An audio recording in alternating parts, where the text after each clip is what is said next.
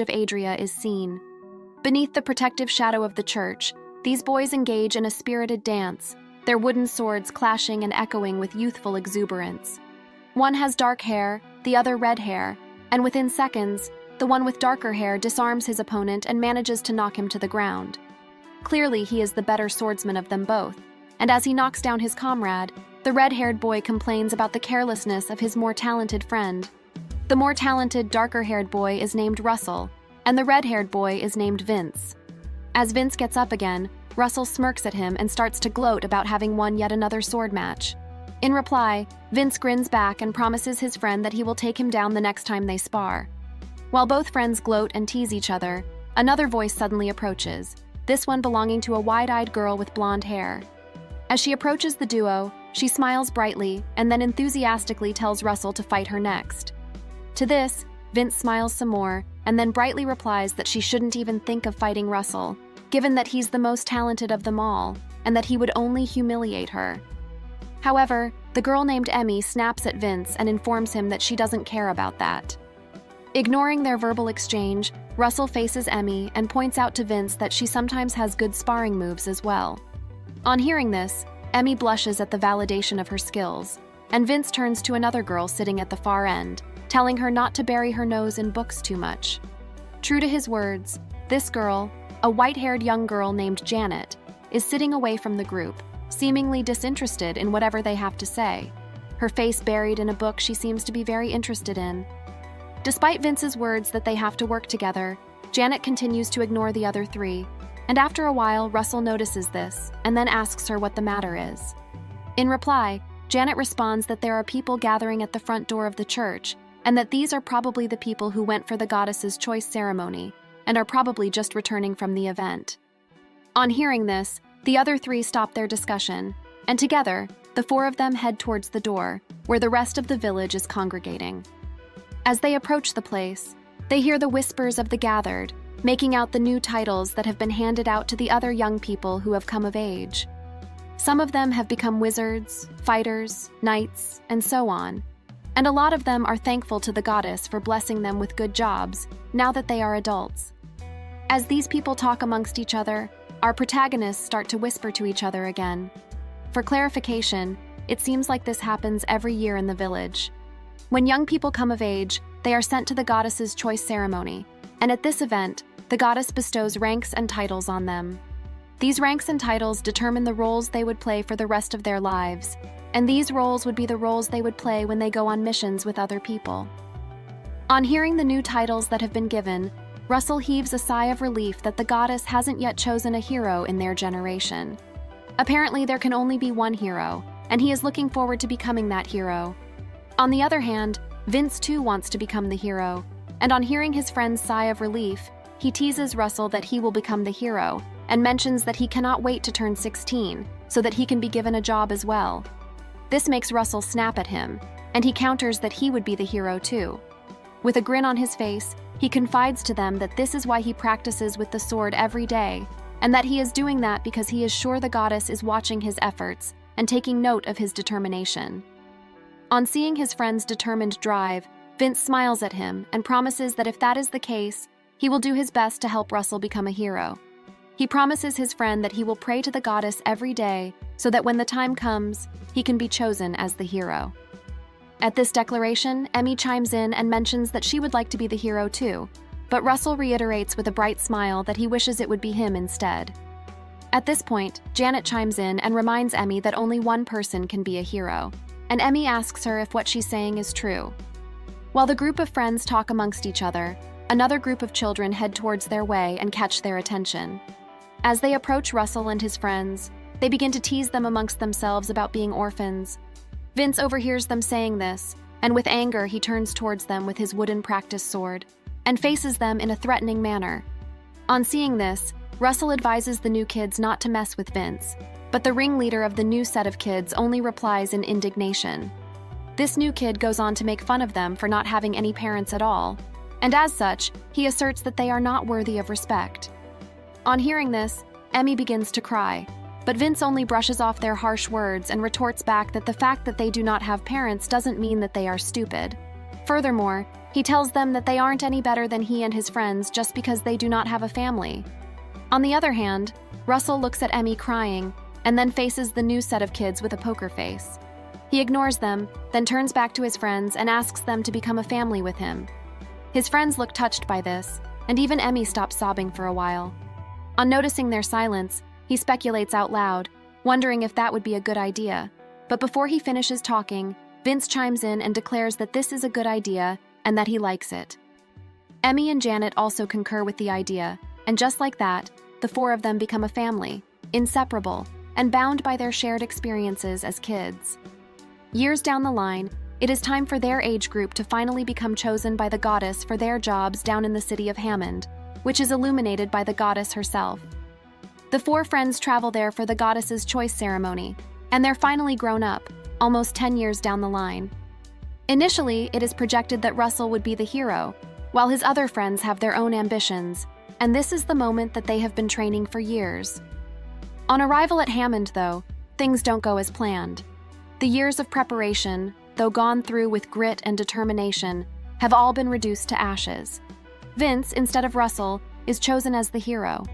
Emmy is given the title of a paladin, a warrior known for her acute defensive capabilities, who is also quite adept at offense. Janet, on the other hand, is chosen as the sage, a magic user who is very good at attacking with spells. Despite his hard work and determination, coupled with the years of prayers and supplication to the goddess, Russell is chosen as the saint, a magic user who uses a staff and doesn't have any offensive or defensive capabilities, save for a few healing abilities. As they stand at the altar in front of the priest, all friends look at him with shock on their faces. Though they are all given the highest jobs possible, this news comes as a shock to all of them, most of all Russell. Although the priest mentions his admiration for the four, especially at the fact that they have a hero in their group, he also confides in them that he didn't know that having a saint was possible again. Though it is a rare role, it is not satisfactory to Russell in the slightest. Although he is shocked that the hero isn't him, Russell politely asks the priest what a saint is. At this, the priest informs him that the saint is the male equivalent role of the saintess, which appears in the legends. Apparently, when things were harsh and the Demon King tormented the world, the saintess was the one who defeated the Demon King alongside the legendary hero. With a series of miracles, the saintess was able to help the hero to subdue the Demon King. After telling this story, the priest informs Russell that the saint is a divine messenger chosen by the sun goddess and a person who is now above all other priests. It is a role that enables a person to be an expert in all forms of remedial magic that can cure any wounds or illnesses. Before long, Russell accepts his fate and decides to become the saint of the group. A while later, after the group leaves Hammond and is about to start going on missions, Vince and the rest of the crew approach Russell and ask him if he has gotten his equipment ready. They are apparently at an equipment store, and Russell replies to them that he will pick the same equipment that they have picked. At this, Vince throws him a necklace with a tag, and when he asks what it is, Vince replies that it is a method of identification that will show everyone else that he is on the same team as them. Emmy, on the other hand, expresses excitement for the exploration of their first dungeon, and Vince assures her that since he is a hero, everything will be fine, and that nobody should worry about anything. At this, he turns to Russell and informs him that he doesn't have to fight since he is a saint. He reminds him that the role of the saint is a support role, and that all he needs to do is prevent the others from getting hurt. Although Russell looks bummed at hearing this, he then asks Vince excitedly if he can be allowed to use a sword. This makes Vince alarmed, and he expresses vehemently that the group doesn't have the luxury of having the healer of the group on the front. At this, Janet chimes in and then tells Russell that if the healer is hurt, the entire group can collapse. Not understanding the situation, Emmy then chimes in as well and reiterates that since she is a paladin, she would do well to protect Russell. She then tells Russell to stay behind her and focus on healing only. Of course, Russell is very sad at this new development. His friends are right that the role of saints is a healing role, and as such, these highly important individuals are not supposed to be allowed to fight. He begins to reflect on the start of his situation. Although the saint is the highest-rated job in the world alongside the hero, it is not the ideal role for him, who had been preparing to be the hero, or at least in an offensive role all his life. He begins to think that being a saint as an orphan might be a step up, but at the same time, it isn't really what he wants. However, he then resolves to make the most of the situation with gratitude, and then promises himself to protect his friends with the power of the saint from now on. However, it doesn't take long for trouble to loom on the horizon. Despite the fact that he had chosen to be content with his role as a saint, it doesn't take more than a few missions before Vince pushes for the group to banish Russell from their fold. Apparently, despite the fact that Russell is doing his best, the fact remains that the healing magic isn't initially of much value to the group at all. At the start of the exploration of the dungeons, Russell is able to use the spell Heal to keep his teammates alive, and initially, all of them are duly impressed by it. They are happy that they don't have to worry about wounds much, and they are all content to be reliant on their buddy, who is the saint of the group. However, as they progress, it soon becomes clear that their party is the strongest in the region, given the fact that they all have the highest level jobs, and they are able to defeat demons in the dungeons without having any injuries at all. All apart from Russell, though, who is able to only sit by the sidelines and watch his friends dispatch demons with ease. His recovery magic never comes into play once, and to add insult to injury, by the time the group has finished clearing the lower levels of the dungeon, other members of the group have also leveled up and begun to learn recovery magic of their own. Additionally, the only person who is not able to earn any new recovery magic is Saint Russell himself. Within a few more days, Vince starts to deviously push for Russell's banishment from the group. On hearing this, Emmy is the first to protest, and she points out that she can't believe that Vince is trying to kick Russell out of the group. But it seems that Vince has already come up with all the possible counters for his friends should any protest arise. To Emmy's indignation, he points out that he is only saying this for Russell's sake. As they progress, the dungeon levels will only become tougher and tougher, and the enemies will become more dangerous than usual. Pursuant to this, he points out that since Russell cannot fight, he would only be a liability to the team. To further his point, he mentions that in the fight today, Emmy was put in danger simply because she was protecting him, and from there, he mentions that unlike the rest of them, who can heal and fight on their own, a saint who can only heal is nothing but a hindrance. As he says this, Russell watches him with a defeated look, not saying anything to defend himself. While he does this, Vince continues to berate him. Vince faces Emmy and Janet and informs them that he always has to protect Russell while he does nothing, and that in addition to this, Russell is still on a low level for a saint. At this, he points out that even Russell is no match for Emmy the Paladin at this point. On hearing this, Russell becomes outraged and reminds Vince that when they were kids, he used to be the strongest and the best swordsman, but this doesn't make Vince budge at all. Ignoring Russell's outrage, he then dares Russell to fight against Emmy to prove himself, and he also promises that if he can perform well against Emmy in the defense position, he will be allowed to stay back in the group. After this declaration, Vince turns to Janet and asks her if she considers these to be fair terms, and Janet replies that Russell is too weak and that she doesn't think he would make it. Vince smiles deviously on hearing this, and then he reiterates that if Russell gets wounded against Emmy, he must go back to the village and retire there. The match starts, and Emmy gets into a defensive stance behind her shield while Russell rushes her. The fight is over in a few seconds, and soon after, the night gives way to a new day. The next day, Russell wakes up in the inn alone near the window. He wakes up with a start, ready to attack whoever is close to him, but when he notices that it is the sun, he calms down. At this, the events of the previous day start rushing to him, and after a while, he remembers the encounter with Emmy, and then looks around the room to assess his new situation. He is the only one left in the room, the others having packed their things and left the night before. As he looks at his chest, he notices that the badge that Vince had initially given him is gone, and it starts to dawn on him that his friends have truly left him behind.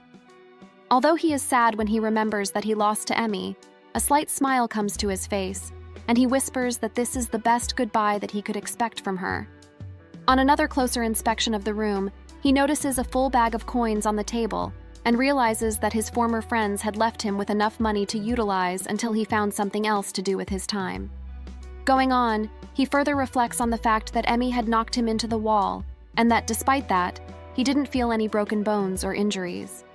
It then dawns on him that she had dispatched him easily and with care, and a part of him is grateful to her for being nice to him despite the situation at hand.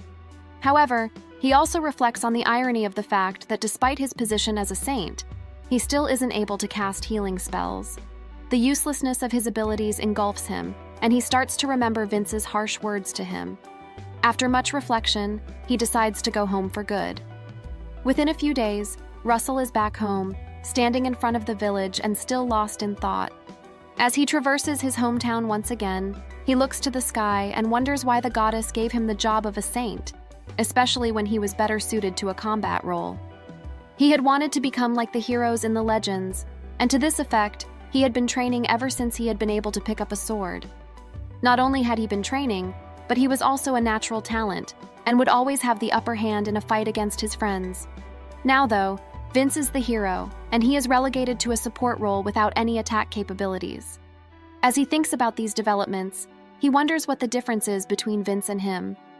Going on, he wonders if the priest or the goddess had intentionally switched their jobs when they went for the goddess choice ceremony, especially since it was clear that he used to be far stronger than Vince. And despite the fact that the saints are supposedly the messengers of the Russell, still doesn't know why she chose Vince over him. Because of this, he is starting to undergo some changes that he never knew he could go through before. He used to be someone who had absolute faith in the goddess and her abilities, her wisdom, and her discretion. Now though, with the fact that she put him in a support role instead of a combat one, her abilities are now being called into question by Russell himself. He begins to regret having put his faith in her at all, and after a while, he begins to hate the goddess vehemently. There is a dark look on his face as he begins to walk through the village on the way back to the orphanage he came from. Soon after, he stumbles upon a little girl, crying for someone to help her.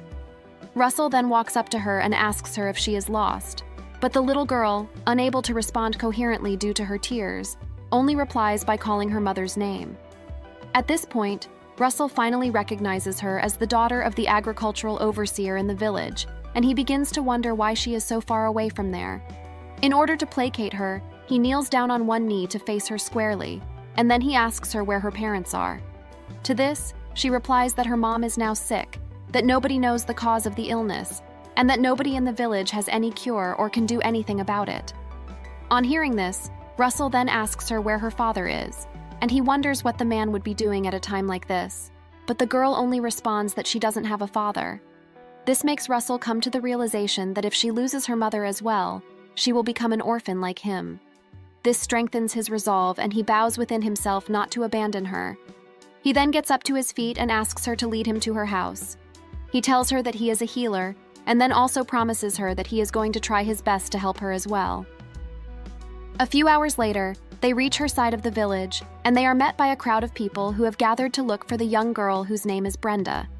It seems like it is a search party, and within seconds, the people gathered notice that Brenda is with Russell, the orphan boy from the church.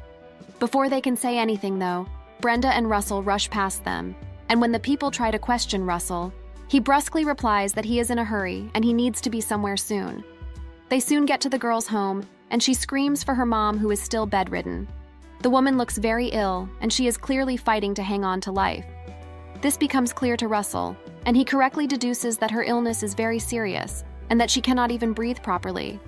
He begins to wonder whether he even has the power to save her, considering that even his friends had to throw him away from their group. Although he contemplates the fact that his low-level magic may not have any effect on the sick woman, he is snapped to reality by the young girl's loud screams, replete with agony that she may never see her mom again. This brings Russell back to reality, and he resolves to save the woman. With a voice of authority, he tells Brenda not to wander off, and he brings out his staff to start working his magic. Before he works his magic, he promises himself that he will never let another child become an orphan like him. After all, he may have no attack capabilities, but he is in the same title as the legendary saint, the holy messenger chosen by the sun goddess herself. The saint has the power to heal any wounds or illnesses, and is also an expert in healing magic.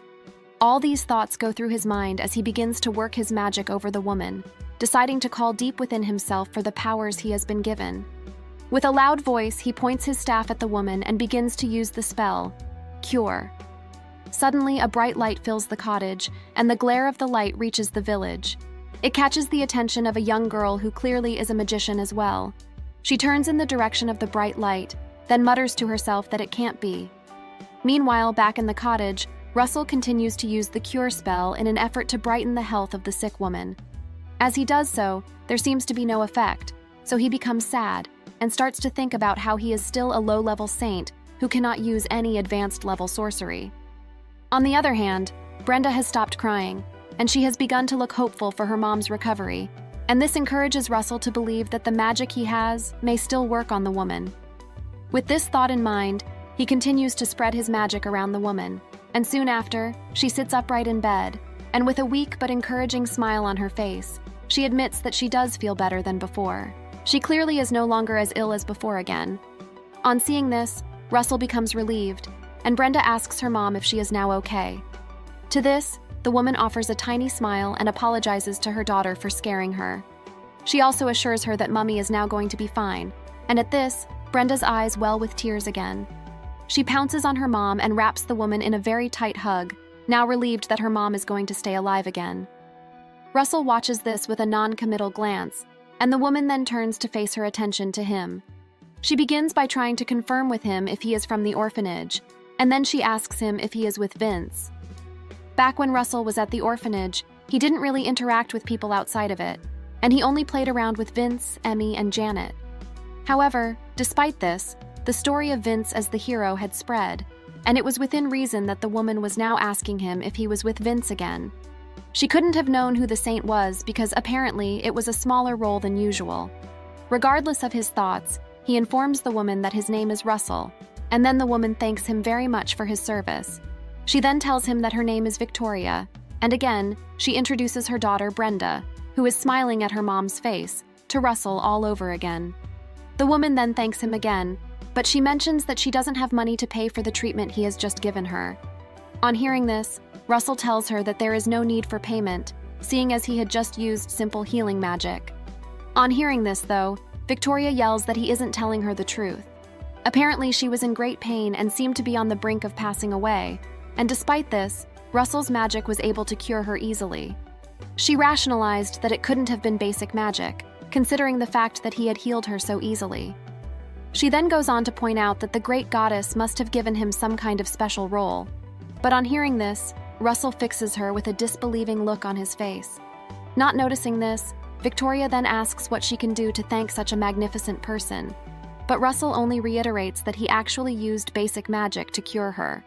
However, he begins to reflect on the cure spell and the possibilities that can be attained by using that spell.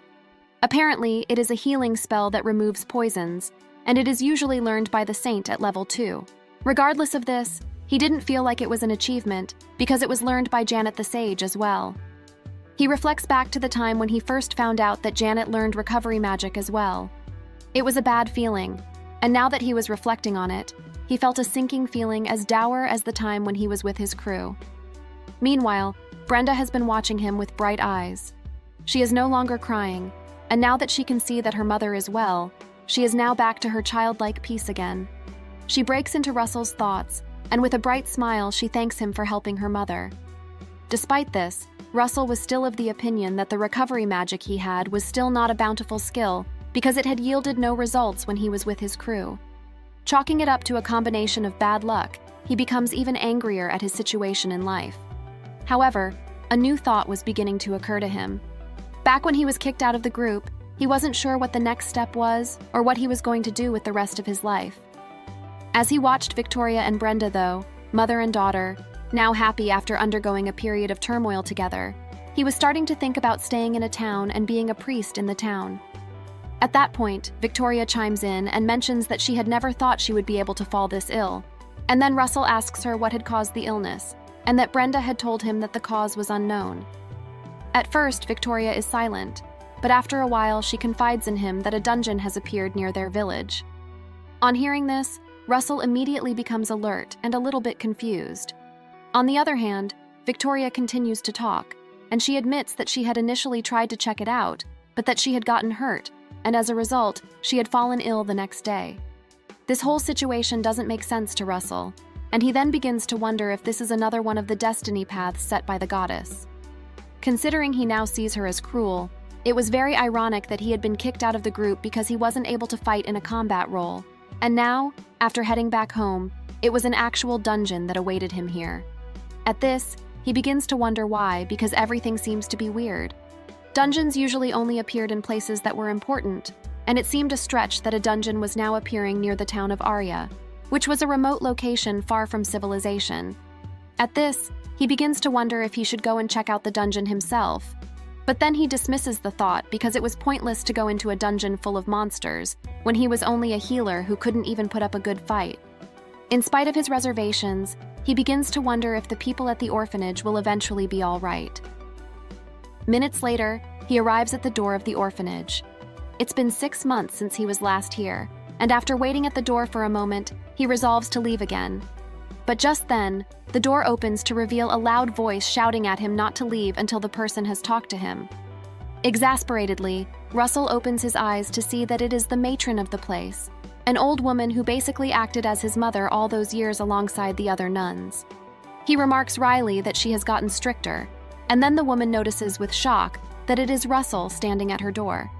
At this, Russell comments to the woman, whom he calls Grandma Gemma, that he is back, and Grandma Gemma tells him that if he was coming back, he should have contacted her sooner.